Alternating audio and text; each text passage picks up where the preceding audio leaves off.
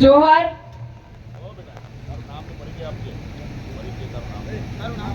તારું નામ બોલ. મારું નામ બામણિયા મનીષાબેન દિનેશભાઈ.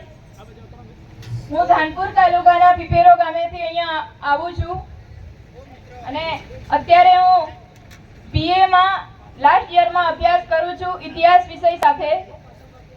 આજ રોજ તારીખ 2/3/2025 ના રોજ આ કાર્યક્રમમાં ઉપસ્થિત મહાનુભાવો, આગેવાનો, વડીલો, યુવાનો, માતા બહેનો, પટેલ પૂજારા તથા મીડિયાના મિત્રો, આપ સૌનો હું હૃદયપૂર્વક જોહાર સ્વાગત કરું છું.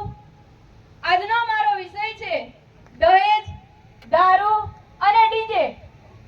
આજના આ મોંઘવારીના સમયમાં આપણા ભીલ સમાજમાં ઘણા બધા દૂષણો પ્રવેશી ગયા છે, ત્યારે આપણા સમાજને અનેક પ્રકારની મુશ્કેલીઓનો સામનો કરવો પડે છે. એટલે દહેજનું દુઃખ માટે હું એક ગીત ગાય અને મારી શરૂઆત કરું છું. હો ચાંદો સૂરજ ચમકે આજ ઘેરના ગગનમાં, ચાંદો સૂરજ ચમકે આજ ઘેરના ગગનમાં, હો દાપુ ખાવા આયુ ગામ દીકરીના લગનમાં, દાપુ ખાવા આયુ ગામ લગનમાં, હો ભણેલી 2 લાખની અભણ 1 લાખની, ભણેલી 2 લાખની અભણ 1 લાખની, બાપા તે તો દીકરી વેચી મોંઘેરા મૂલની, બાપા તે તો દીકરી વેચી મોંઘેરા મૂલની, પરણાવીને પારકી તારી મોડી તે તો દીકરી, પરણાવીને પારકી તારી મોડી તે તો દીકરી, હો ગળામાંની હાકળી વણિયાની પેટીમાં, બાપા તારી દીકરી ગુજરાતમાંની ગુજરાતમાં, હો કેહડનો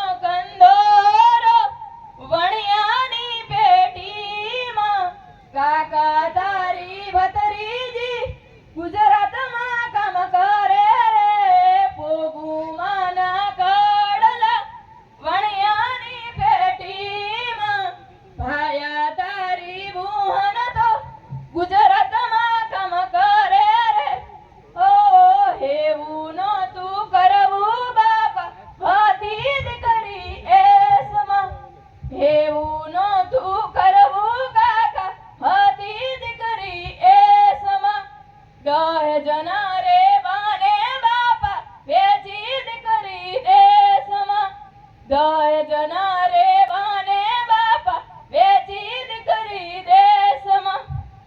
આજે આપણા સમાજમાં દહેજ માટેનું દૂષણ ચાલી રહ્યું છે, ત્યારે આપણા સમાજમાં દીકરીના લગ્ન વખતે ખૂબ મોટા પાયે દહેજ લેવામાં આવી રહ્યું છે, જે આપણા સમાજ માટે ખૂબ મોટું નુકસાનકારક અને શરમજનક છે.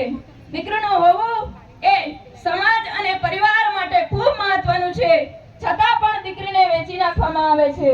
દહેજ લેવું એ કાનૂની અપરાધ છે, છતાં આપણો સમાજ એ સમજવા માટે તૈયાર નથી.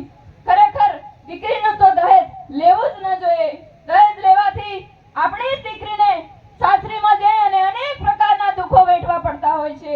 દહેજ લેવાથી આપણા ઘરે હસતી રમતી દીકરી સાસરીમાં ઘણા જ બધા કષ્ટ વેઠી અને આપણા સમાજમાં ઘણી બધી દીકરીઓ ખૂબ વધુ પડતું દહેજ લેવાથી મજૂરી કામ માટે બહાર ગામ જવું પડતું હોય છે અને ત્યાં પણ અનેક પ્રકારના કષ્ટ વેઠી અને પોતાની પીડા અંદર ને અંદર મનોમન દુભાયા જ કરે છે. ખુલીને કોઈને પોતાની પીડા કઈ પણ શકતી નથી.